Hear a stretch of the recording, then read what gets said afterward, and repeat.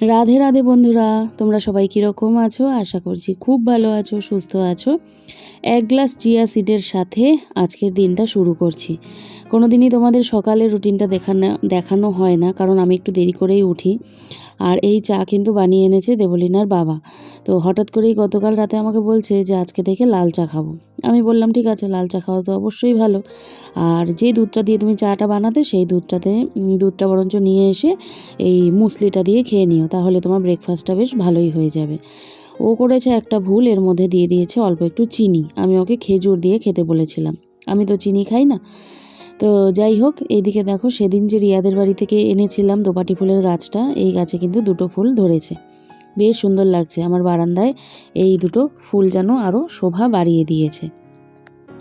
ছাদে গিয়েছিলাম নাইটি মেলতে, তো সেই সময় ভেবেছিলাম তোমাদের সাথে কথা বলে নেব।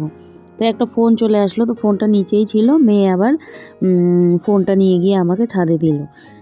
না হলে মেয়ে কিন্তু সচরাচর ছাদে আসে না, মানে খুব দরকার না পড়লে। তো এই যে ফোনে কথা বলছিলাম, তো ক্যামেরাটা অনই ছিল। তো ভাবলাম যে থাক, তোমাদের সাথে একটু পরে কথা বলি। যাই হোক, এটা হচ্ছে দ্বিতীয়বার। তারপর আবারও ভাবলাম যে ঠিক আছে, এখন বিকেল হয়েই গেছে, সারাটা দিন ব্লগ করছি করে আর করা হয়নি, বিকেল থেকে শুরু করি। সেটাও শুরু করতে পারলাম না, কারণ এই দেখো আমি ছাদে যাচ্ছিলাম, যে ছাদে গিয়ে তোমাদের সাথে কথা বলি, আরও একটা ফোন আসলো। আবারও সেই ফোন কল রিসিভ করতে গিয়ে তোমাদের সাথে কথা বলা হলো না। আজকের দিনটায় যেন কেমন একটা বাধাই চলছিল সেই সকাল থেকে। যাই হোক, বাধাকে আমাদের অতিক্রম করতে হয়, বাধা পেরিয়েই সমস্ত কাজ করতে হয়। তো ভাবলাম যে ঠিক আছে, চলো ফোনের কাজটা আগে সেরেই নেই, তারপরে না হয় তোমাদের সাথে কথা বলতে আবারও আসবো। কি বলবো বলো তো, যে পৃথিবীতে না আপন বলে কেউ হয় না, কিছু হয় না। এই যে আপন কথাটা, এই কথাটা একেবারেই ফেক একটা কথা। আপন বলতে না কেউই হয় না। স্বার্থে আঘাত লাগলে দেখবে সেই আপন মানুষগুলোই সবার আগে ফোনা তুলে দাঁড়িয়েছে। এটা তোমরা খেয়াল করে দেখবে। জানি না তোমাদের সাথে এরকম হয় কিনা বা হয়েছে কিনা, কিন্তু মানে ওই যে স্বার্থ, তোমরা বলবে যে তুমি কি সেটা করবে না? হ্যাঁ, হয়তো আমিও এটাই করব, কারণ দুনিয়ার রীতিনীতি এটাই চলছে। স্বার্থে আঘাত লাগলে বাবা ছেড়ে কথা বলা যাবে না, সেইখানে তোমাকে প্রতিবাদ করতেই হবে। সে তুমি যতই প্রতিবাদ করা মেয়ে হও আর না হও, যেটাই হও না কেন। সকাল থেকে ব্লগ শুরু করছি করে কিছুই আর শুরু করা হয়নি। মানে এই শুরু করছি এই ভেবেই চলেছি, আর শুরু আর করা হচ্ছে না। এখনও ভাবলাম শুরু করি, তো ওই যে ফোন আসলো, ফোনে কথা বলতে বলতে আরও দেরি হয়ে গেল। তো কি বলবো আর, গুড আফটারনুনই বলি তোমাদের, 4টা বেজে পার হয়ে গেছে। সবাই কীরকম আছো? আশা করছি খুব ভালো আছো, সুস্থ আছো। এদিকে আমরাও ভালোই আছি। আজকে কী বার? আজকে মঙ্গলবার না বুধবার সেটাও মনে করতে পারছি না। আজকে মনে হয় বুধবার। হ্যাঁ, আজকে বুধবার। তো ওই যে বললাম 4:30 বাজে। আর হচ্ছে এই যে চাদর ধুয়ে দিয়েছিলাম, তো মা আবার এই ভেতরে তুলে রেখে গেছে, শুকিয়ে গেছে হালকা, তো নিয়ে যাব এখন।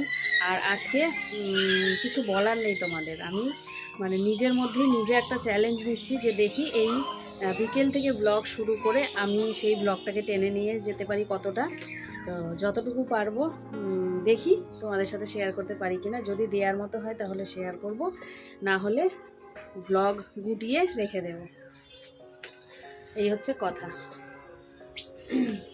তো চলো, এই যে বেডশিটটা নিয়ে চলে যাই। তোমাদেরকে বলবো, আমি যদি চাও এই বেডশিটটা নিতে পারো, এত ভালো, আর ধুতেও কোনো অসুবিধে নেই। আমি হাতে ধুয়েছি, এত হালকা, খুব ভালো।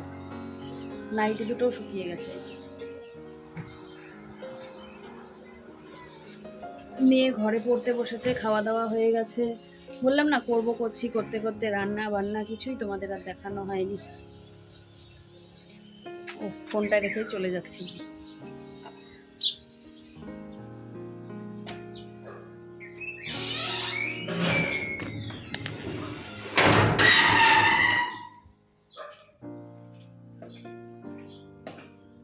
মেয়ের পড়া আছে 7টা। মানুষের জানালা খুলে ব্লগ শুরু করে, আর আজকে আমি জানালা বন্ধ করে ব্লগ শুরু করছি। ওইদিকে মেয়ে বসেছে পড়তে, টিভিটা চালিয়ে রাখা আছে। তো দেখি, এখন একটু দেখবো। বাবু, পড়া হচ্ছে? ঘড়িতে বাজে দেখো কটা, 4:30। পড়তে বসেছে ও, আর হচ্ছে কি পড়ছো এখন? Pol science. পল সায়েন্স পড়ছে, আর ওর চশমাটা আবার একটু ঢিলা ঢিলা হয়েছে, একটা স্ক্রু। তো ওর বাবা বলেছে দোকান থেকে এসে নড়ছে। হ্যাঁ, দোকান থেকে এসে নিয়ে যাবে, না হলে চশমা ছাড়া তো চলতে পারবে না। ওই চশমাটা সব থেকে আগে দরকার ওর, সেই জন্যে। দেখি, আমিও তো দেখিনি। নড়া তো দেখি, নড়া তো। এটা হবে না কিন্তু। মানে এটার কোনো কিছু প্রবলেম নেই। এটা হচ্ছে ও স্ক্রুটা একটু উপর দিকে চলে আসছে। ওই তো বাবার সাথে চলে যাস টিউশন থেকে এসে, কারণ ওটা আর্জেন্ট দরকার। ঠিক আছে, পড়ো তুমি, আমি একটু বসি। আজকের ব্লগ বিকেল থেকে শুরু করলাম, মানুষের যখন শেষ করার টাইম হয় আমি তখন শুরু করলাম। আর আমি নিজের মধ্যে একটা চ্যালেঞ্জও নিলাম আজকে, যে দেখি বিকেলে শুরু করে আমি ব্লগ কতটুকু করতে পারি।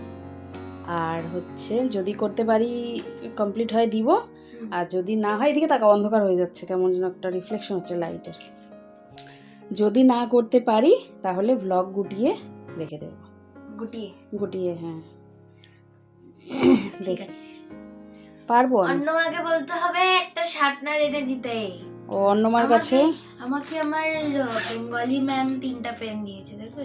বেঙ্গলি ম্যাম 3টা পেন দিয়েছে, আর অন্যমায়ের কাছে আবদার শার্পনার। এখানে সব পেন আমাকে অন্যমা আর মন কিনে দিয়েছে। এখানে এগুলো অনেক দিন আগে থেকে জমানো, না বোর্ডসের জন্যই দিচ্ছে। এই যে দেখো, এই যে এইটা একটা অন্যমা না, এটা মিস দিছে, বাংলা মিস। এটা এই দুটো হচ্ছে ব্লু পেন, আর এটা একটা ব্ল্যাক পেন। আর হচ্ছে এগুলো তো সব আমাকে মন দিয়েছিল। এই গ্রিন পেনটা অন্যমা দিচ্ছে। তারপর এখান থেকে অনেকগুলা, মানে অন্যমা হচ্ছে একটা দুটো করে পেন আনতে আনতে এতগুলো কালেকশন হয়ে যাচ্ছে। এটা মন দিয়েছে, একটা দুটো করে আনতে আনতে। এখন লাগবে কি অন্যমার কাছে শার্পনার? এখন একটা শার্পনার লাগবে, যেটা অন্যমাকেই দিতে হবে। অন্যমাকেই দিতে হবে, সেটা আমরা কিনতে পারবো না। না আমরা কিনবো না, কিনবো না, সেটা অন্যমাই দিবে। অন্যমাই দিবে আমাকে অলওয়েজ। অন্যমা ওকে হ্যাঁ ছোটবেলা থেকেই হ্যাঁ, পরীক্ষার আগে একটা করে পেন্সিল, ইরেজার, শার্পনার, আর এখনো পরীক্ষার আগে ওই যে 3-4টা পেন ওকে এনে দিয়েছে। তো নাও পড়ো। নিয়ে যাবো বলেছে না, ট্রান্সপারেন্ট পাউচ নিয়ে যেতে বলছে। হ্যাঁ, ট্রান্সপারেন্ট বোতলও লাগবে, একটা ওয়াটার বোতল। হ্যাঁ, ট্রান্সপারেন্ট ওয়াটার বোতল নিয়ে যেতে হবে। নিয়ে যাও, ঠিক আছে, পড়ো পড়ো পড়ো। আমি গিয়ে ট্রান্সপারেন্ট দেখতে ভালো লাগবে। জুস না নিয়ে যাই না, দেখতে ভালো লাগবে। ট্রান্সপারেন্ট পেন্সিল ব্যাগ, ট্রান্সপারেন্ট তোমার হচ্ছে ওইটা বোর্ড, এক্সাম বোর্ড। হ্যাঁ, আমার এক্সাম কোথায় ওটা রাখাটা, কোথায় রাখা ঠিকঠাক? অ্যাডমিট কার্ডটা ব্যাকা টাকা হয় নাই তো? না, অ্যাডমিট কার্ডের উপরেই, মানে অ্যাডমিট কার্ডটা হচ্ছে ওটার মধ্যে দেওয়া আছে। ঠিক আছে। এই বিকেল বেলায় এখন আবার আমাকে একটা নাইটি ধুয়ে দিতে হলো। মেয়ে স্নান করে এসে এই নাইটিটা ফেলে রেখেছিল, তো সেই জন্য এই যে এটাকে আবার দিয়ে দিলাম বারান্দায়, হাওয়া বাতাসে শুকাতে থাকবে। এবারে গিয়ে আমি একটুখানি রেস্ট নেব। গুড ইভিনিং, ঘড়িতে বাজছে 7টা, আর এদিকে ও চলে এসেছে। কিন্তু কিন্তু কিন্তু আজকে চা করেনি, চা করে নেই, নিজের জন্যে দুধ গরম করে নিয়ে এসেছে। এটাই হচ্ছে আজকের টুইস্টটা হয়েছে কারণ টাইম মতো উঠতে পারিনি। এবার চা করতে টাইম লাগবে। তুই সেটা আবার রিয়েলাইজ করলি রান্নাঘরে গিয়ে? হ্যাঁ, আমি রান্নাঘরে গেলাম, আমি ভাবলাম চা কি করবো। তারপর আমি ফোনের দিকে তাকালাম, দেখলাম টাইমটা তো অনেক বাজে, 7:15 পড়া। 7:15 পড়া। এবার চা হয়ে যাবে কিন্তু খাওয়ার টাইম হবে না। হ্যাঁ, ঠিক আছে, তো ভাবলাম যে এক কাজ করি, দুধ আছে, দুধই গরম করে নিয়ে চলে আসি। তো চাটা আনে নাই, তাই আমি দুধটাকেও ছাড়লাম না, একটুখানি দুধে ভিজিয়ে আমিও একটা দুটো বিস্কুট খেয়ে নিলাম। এই যে বেশ ভালোই লাগলো, ছোটবেলার স্মৃতিটা মনে পড়ে গেল। দেখলাম মিষ্টি বিস্কুট ভালো লাগে, এগুলো দুধ দিয়ে খেতে। আমি দুধ দিয়ে বিস্কুট খেয়ে নিলাম। এখন রেডি হব, 7টা বেজে গেছে, 7:15 থেকে টিউশন। খাও। দুধে বিস্কিট ভিজিয়ে তো খাচ্ছিল, খাওয়ার পরে ওর হঠাৎ করেই মনে হলো যে ও কি করবে, কমপ্ল্যান দিয়ে খাবে, আর সেই কমপ্ল্যান নিতে গিয়ে ও দেখো কি করলো, এই দেখো বিছানাটার অবস্থা একদম খারাপ করে দিল। উঠাতে হবে, ঝাড়তে হবে এখন ওটা। কাণ্ড, তাড়াতাড়ি খাও, খাই রেডিও। এমন কাম করো কেন যে কাণ্ড হয়ে যায়? কাম সবসময় পরিষ্কার পরিচ্ছন্ন করে করতে হয়, নিখুঁতভাবে। খাও। মেয়েকে তো টিউশনে দিয়েছিলাম, দিয়ে তারপরে ছুটি হয়ে গেছিলো খুব তাড়াতাড়ি। এখন তো একটাই টিউশন, তো ওই 7:30 নাগাদ দিয়েছি আর 8:45 নাগাদ ছুটি হয়ে গেছে। তো নিয়ে বাড়িতে ঢুকেছি, তারপর ওর বাবা ফোন করেছে যে মেয়ের চশমাটা তো একটুখানি ঢিলা হয়েছে, সেটাকে করতে হবে টাইট আর কি। তাই বললাম, ওর বাবা আবার বললো দেরি করে কাজ নেই, চলো। তো এই দোকান থেকে ওর চশমাটা বানানো হয়েছিল, তো সেই জন্যে এই দোকানেই আসলাম। তো একটা স্ক্রু ঢিলা হয়ে গেছিলো, তো এই দাদা আবার স্ক্রুটা খুব সুন্দর করে টাইট করে দিয়েছে আর কি। সামনেই পরীক্ষা, তো সমস্ত প্রয়োজনীয় জিনিসগুলোকে হাতের সামনে একেবারে রেডি করে রাখতে হবে। তো সেই জন্য দেরি না করে 3 জনা মিলে চলে আসলাম। তো চশমা ঠিক হয়ে গেল, সেইখান থেকে চলে এসেছি। মেয়ে ওর বাবাকে বলছিল KFC খাবে, তো KFCতে নিয়ে চলো। তো যাই হোক, ওর বাবাকে যেহেতু বলেই ফেলেছে, ওর বাবা তো সেই কথা আর অমান্য করতে পারবে না। আর দেখো, ওই দেখো কেমন একটা মুখটা ভেচকি দিয়ে দিল। ও ভেবেছে আমি এই পোর্শনটা হয়তো কেটে এডিট করে বাদ দিয়ে দেবো। ওই দেখো, মেয়েকে আবার বলছিলাম তোর বাবা কীরকম করলো বলতো। যাই হোক, আমি আর বাদ দেইনি, তোমাদের খারাপ লাগলে পরে বলো, আমি কেটে বাদ দিয়ে দিব। যাই হোক, বসে এখন খাবারের অপেক্ষা করছিলাম। তো এই হয়ে যাবে আজকে আমাদের ডিনার, আর অন্য কিছু লাগবে না। তো প্রথমে ওর বাবাকে বলেছিলাম যে একটু মানে ছোট অর্ডার করো, যে যেন রাতের বেলা গিয়ে আবার খাওয়া যায়।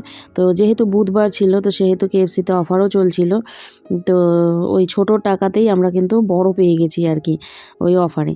যাই হোক, চলে এসেছি বাড়িতে। আর এসে মেয়ের কাণ্ড দেখো, এখানে ওই পেন্সিল যে শার্প করেছে, শার্প করে নিয়ে ওই ময়লাগুলো বিছানার মধ্যেই ফেলেছে। বলে, আমি ওকে বললাম, তখন বলছে যে মা আমি মানে কী যে চিন্তা করছিলাম জানি না, আমি এইভাবে করে এটার মধ্যেই বিছানার মধ্যেই ফেলে রেখেছি আর কি।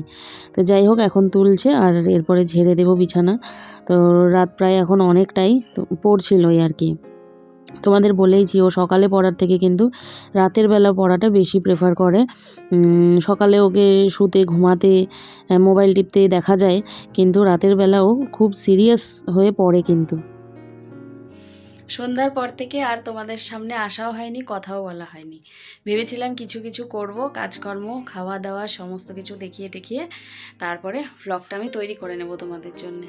মেয়ে শুয়ে পড়েছে, ওই যে শুয়ে পড়েছে মানে কি ভেতরে ঢুকে পড়েছে। আর হচ্ছে খাওয়া দাওয়া তো দেখলেই বাইরেই হয়ে গেছে, ওই KFC থেকে খাওয়া দাওয়া করে আমাদের ডিনার কমপ্লিট। তো যাই হোক, মাছ দিয়ে মাছের ঝোল রয়েছে, কালকে সকালে না হয় খাওয়া যাবে, রেখে দিলাম। আর যেটা জীবনের অভিজ্ঞতা থেকে বুঝলাম, সেটা হচ্ছে গিয়ে খুব মেপে মেপে মানুষের সাথে কথা বলতে হয় আজকালকার দিনে, না হলে কার আবার কোন কথাটা খারাপ লেগে যায় বাবারে বাবা। মানে জানতে পেরে তো আমি অবাক হয়ে গেলাম যে আমি ভুলেই গেছি একটা কথা জানাতে, এদিকে হয়ে গেল যে তুমি আমাকে বললাই না। হ্যাঁ, এরকম মানে একটা সিচুয়েশন হয়ে দাঁড়ালো বিষয়টা আর কি। তো কী বলবো আর, মানে খুলে বলতেও পারি না তোমাদের, আবার না বলে কিছুটা থাকতেও পারি না, এই রকম বিষয় হয়ে গেছে। যাক, মানে সমস্ত কিছুকে মানে কি বলবো আর, পরিবার এই সমস্ত হাবিজাবিকে যত মানে ইগনোরায়ও নম করা যায় তত ভালো থাকা যায়। কিন্তু এই কথাটা আমার এই ঘটের মধ্যে যে কেন ঢোকে না, আমি যে কেন বারবার মানুষের পাশে দাঁড়াতে যাই আমি জানি না। হ্যাঁ, মানে আমি ব্যক্তিত্বটাই এইরকম হয়ে গেছে, এই যে মেয়ের কাছে, মেয়ের বাবার কাছে সমানে বকা খাচ্ছি যে তুমি বেশি বেশি করো, সবার জন্য বেশি করে চিন্তা করো, তো ওই জন্য বেশি করে বাস খাও। তো এই জন্যে মানে এদের দুজনের কাছে আমি বকা খাই। তো এই অভ্যাসটাকে আমাকে চেঞ্জ করতে হবে। বারবার তো ভাবি যে চেঞ্জ করে নেব, এত আমি গায়ে পড়ে সাহায্য করতে যাব না মানুষকে, মানুষের কথা এত আমি চিন্তা করব না, যে যেরকম আছে থাকুক। মানে ওই যে ভাবি আমার দ্বারা যদি তার একটু ভালো হয়, আমার দ্বারা যদি সে একটু ভালো থাকে, কিন্তু আজকালকার যুগই সেটা না। সেটা মানে আমি বুঝেও নিজেকে আর চেঞ্জ করতে পারি না, এই হয়ে গেছে সমস্যা, বুঝলে তো। যাক, ব্লগটা আজকে একদম ছোট হয়ে গেছে, তো দেখি চেষ্টা করে আরও কিছুক্ষণ যদি তোমাদের সাথে থাকা যায়। কারণ কি বলো তো, যেই লেন্থের ব্লগ দেওয়া যায় না, সেই লেন্থ থেকে ব্লগ ছোট হয়ে গেলে সেই ব্লগটা আর ইউটিউব মানে মানুষের কাছে পৌঁছে দেয় না, হ্যাঁ, প্রমোট করে না। তো মানে একই লেন্থের ব্লগ হওয়া চাই। বড় হলে সমস্যা নেই, কিন্তু ছোট হলে সমস্যা হয়। তো সেই ক্ষেত্রে যদি দিই তাহলে কিন্তু আমাকে ওই ব্যাপারটাকে ম্যানেজ করে দিতে হবে, বুঝলে তো। তো দাঁড়াও, আসছি, আবার একটু পরে আসছি। সাপোর্ট করে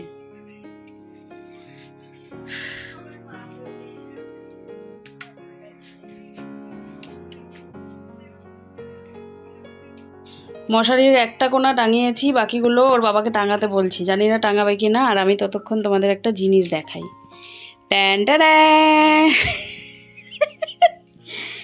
এই যে কৌটোটা, এই কৌটোটা আমাকে মা দিয়েছে, হ্যাঁ, একটা দোকান থেকে চেয়ে এনে দিয়েছে। আর এটা যেদিন এনেছি ওর বাবাও দেখো, এই দেখো দুটো কৌটো এনেছে। বের করে ওই ঘরে বড় রান্নাঘরে রাখবো আমাদের। ওর বাবা আর আরেক দাদা যেই দোকানে, চায়ের দোকানে আড্ডা মারে, সেই দোকানের দিদি দিয়েছে এই দুটো। বেশ সুন্দর, চৌকোটাই আমার বেশি ভালো লাগলো গো, গোল থেকে। এটা মা দিয়েছে, আর এই দুটো চৌকো। মুড়ি টুড়ি রাখা যাবে বলো, মুড়ি বা বিস্কিট টিস্কিট রাখা যাবে। এটাতে মুড়ি রাখা যাবে, তাই না? এটা রান্নাঘরে ওই ঘরে দিয়ে দেবো। হ্যাঁ, শাশুড়ি মানে শাশুড়ি মা আর কি মুড়ি রাখতে পারবে। আর এই দুটো রাখবো হচ্ছে বিস্কিটের জন্য, আমাদের ঘরের বিস্কিটের জন্য। চৌকো মশারিটা টাঙায় দাও না গো, একটু কোনা টাঙায় দাও, এমন করো না, ওই কোনা টাঙায় দাও। মশারির কোনা টাঙিয়েছে, গুজে দেয়নি। আর এই যে ট্রাইপডটা বিছানায়, তোমরা বুঝতে পারছো আমি কোথায় বসে রয়েছি? এই দেখো কোন নিচে, এটা তো আমাদের ওই নিচটা বুঝতেই পারছো, ওই যে টিভি। আর এই যে গাছতলায় বসে আছি, গাছতলায় বসে রয়েছি, পেছন দিকে হচ্ছে ফটোটা। এখানে বসে বসে তোমাদের ওই ড্রামগুলো দেখাচ্ছিলাম। আর ওর বাবা হচ্ছে এই মশারির কর্নারটা টাঙানোর সময় আমাকে দিয়েছে এক ধাক্কা, আমি এখানে বসে পড়েছি একেবারে। তো যাই হোক, ব্লগ শেষ করার সময় হয়ে গেল। গাছটা কীরকম লাগছে তোমরা জানিও। তো কিছু কথা তোমাদের বলতে চাই, কিন্তু আবার আটকে যাই। ওই যে আবারও বলি যে ওপর দিকে থুতু দিলে নিচে মানে নিজের গায়েই পড়ে। আর একটা কথা, রিনা আন্টি, তুমি যে টাকাটা পাঠিয়েছো মুগ্ধর জন্যে, তো সেই টাকাটা আমি একেবারে সযত্নে ওদের কাছে পৌঁছে দেব। তারপর ওরা কি করবে সেটা ওরা জানে, আমি পৌঁছে দিয়ে আসবো। আর এই যে টাকাটা দিলে না, এই টাকাটা কী হবে বলো তো, আমার বরের পকেট থেকে যাবে। কারণ যেটা আমার জিপেতে ঢুকে গেছে মানে ঢুকে গেছে, এটা তো আমি আর বের করে দিয়ে আসবো না।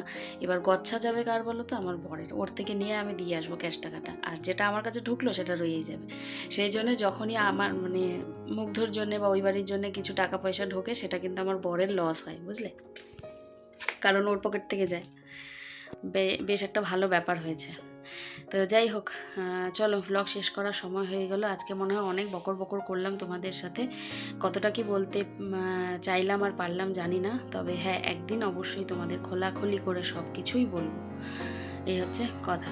তো চলো, দেখা হবে পরের ভ্লগে। আজকের জন্যে টাটা, গুড নাইট। সবাই খুব ভালো থেকো, সুস্থ থেকো।